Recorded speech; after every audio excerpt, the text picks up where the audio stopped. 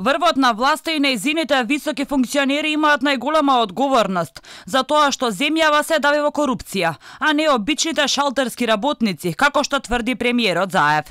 Владата треба да биде загрижена и со сериозност да ги разгледа прекорувањата на Стејт департментот за корупција и непотизам, а не да се правда, сметаат дел од експертите. Ја напротив мислам дека веројатно политичката елита баш врвот има најголема одговорност и за тоа колку е корумпиран и за тоа како го решава другиот проблем на корупција кој што се во некои подолни ешелони со оглед на тоа што не се откажува од партизацијата. Ако вие немате компетентност и професионалност во управата, во судството, ако ги полните со партиски кадри или со кушите со партиски влијанија, нема да постои овој систем на западна демократија кој што се базира на поделба на власт. За изјавата на премиерот, каде прстот за лошата оценка на извештајот, Заев го впери во администрацијата, а не го побара проблемот во самата власт, реагираат и политичките партии.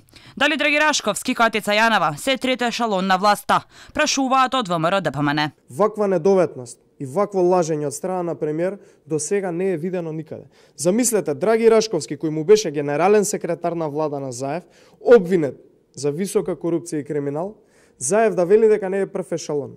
Венко Филипче, министер кој бркаше провизии на вакцини, кој заработи во време на пандемија, кој мести тендери секојдневно на клиника, Заев да вели дека не е прв ешелон.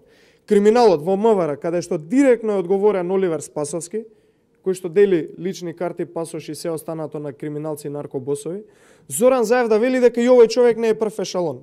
Катица Јанева во СЕЈО, чиј цел тим беше од блиски луѓе и од блиска средина на СДСМ, која рекетираше бизнисмени и јавно се зборуваше дека парите и ташната завршиле кај семејството Заеви, повторно Зоран Заев да вели дека овие луѓе не се прв ешелон.